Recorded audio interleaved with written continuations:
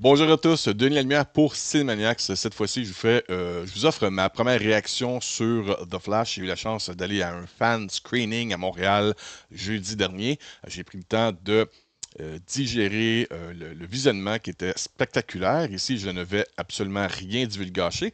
À noter que ce n'était pas le film complet. J'avais été averti des gens de Toronto, puisque j'ai un autre visionnement cette semaine, mercredi, pour le côté média, où est-ce que le film sera complet. Pourquoi le film n'était pas complet? Parce que on a voulu faire plaisir aux fans avec un certain visionnement à différents endroits en Amérique du Nord, mais le film se termine brusquement, on coupe le film, on ne va pas jusqu'à la fin, et on n'a pas de générique même à la fin. Donc j'imagine qu'il y a beaucoup d'informations qui sont là et les studios ne veulent pas que ça fuit sur les internets. Donc c'est juste assez pour nous titiller. C'est comme une petite drogue qu'on nous donne, puis on va payer pour retourner le voir au cinéma plusieurs fois, je vous dis tout de suite. Qu'est-ce que vous avez besoin de voir pour comprendre ce film-là?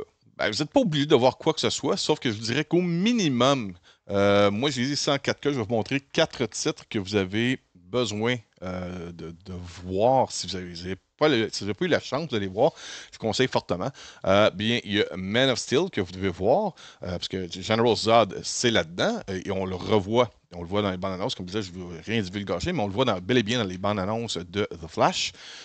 Également, Justice League, c'est très très utile de voir ce film-là pour The Flash.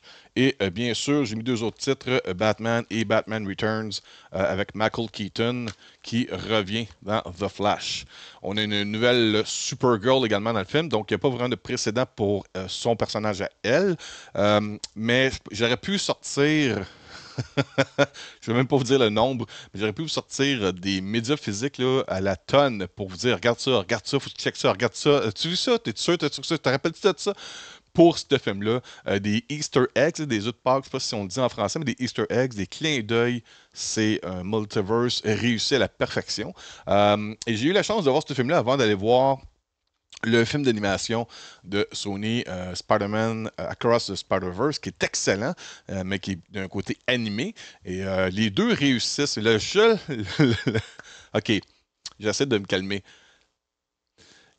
Les deux films sont surprenamment et extraordinairement similaires. Et quand vous allez voir The Flash, vous allez comprendre ce que je veux dire, surtout si vous avez déjà vu Spider-Man Across the Spider-Verse. C'est tout ce que je vais vous dire. Pour ce qui est du film, c'est un paquet d'émotions. On passe par la nostalgie, par des scènes d'action spectaculaires, des effets spéciaux réussis, un environnement avec la cinématographie débile, quand même beaucoup de scènes drôles. Et certains vont me demander, est-ce que c'est le meilleur du DCEU? C'est celle que j'ai eu le plus de plaisir à regarder, puisque les autres sont tellement sombres, sont tellement sérieux. Celui-ci est un peu plus Marvel, on va dire comme ça. Mais c'est bel et bien l'univers de DC, là. On n'a pas été dans du Marvel, Ketan ou quoi que ce soit. On a vraiment resté dans l'univers du DC, quand même un ton sérieux. Mais on a la façon d'utiliser Barry Allen, The Flash, dans ce film-là, l'amène dans des situations qui nous font rire par rapport à son personnage, ses pouvoirs, il se nourrit pour son énergie qu'il a besoin, toutes ces choses-là, comment il va agir dans des situations critiques. C'est juste ça que je veux vous dire.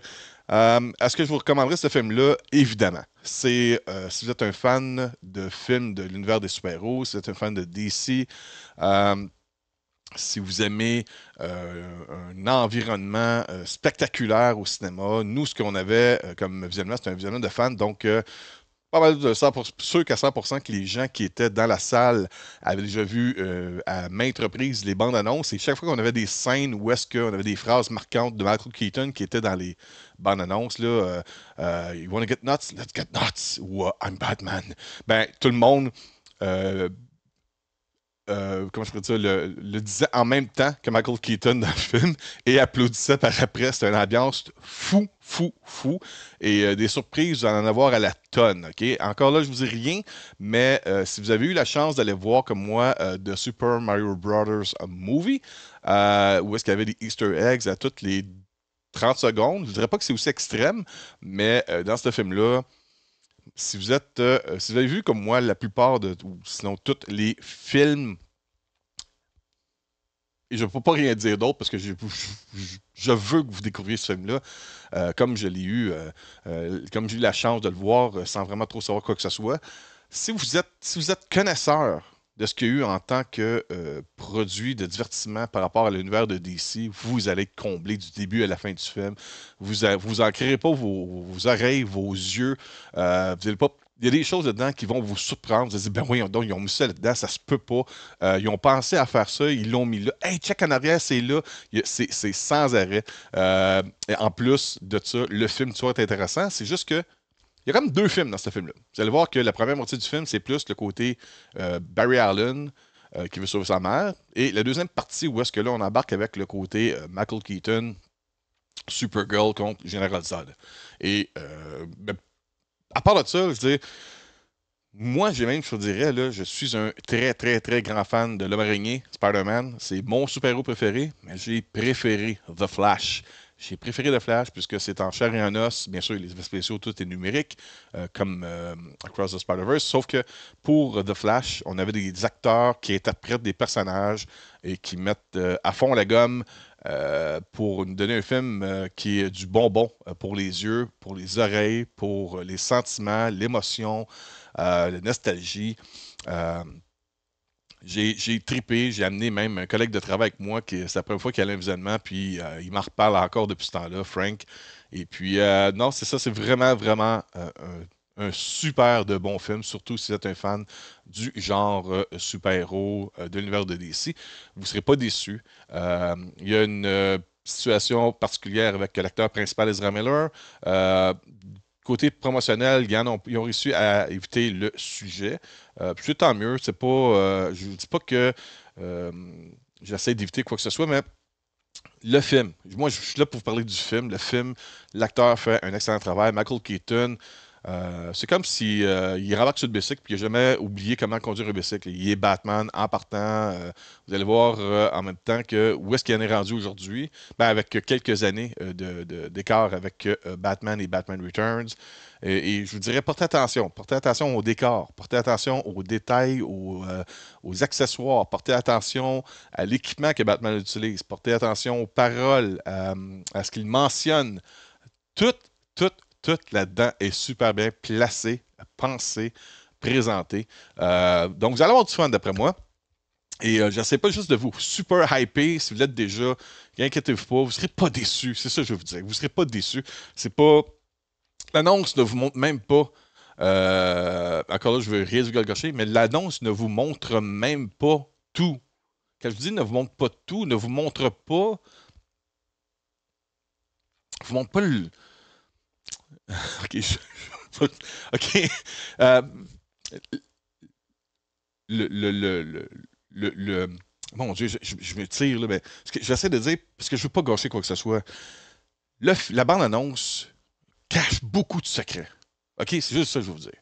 Que ce soit des Easter eggs ou même des personnages ou même des personnages importants pour l'histoire du film, là, en tant que tel. Je parle pas juste du fan service, là. Des choses importantes.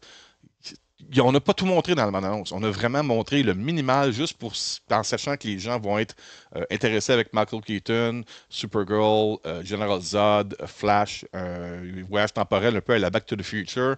Mais pour le reste, là, ils n'ont rien montré encore. Vous allez être surpris.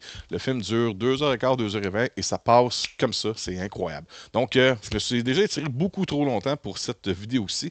Je voulais faire un 2-3 minutes. Finalement, ça a duré presque 10 minutes. Donc, allez voir ça. Moi, je retourne le voir cette semaine en avant-première visionnement média.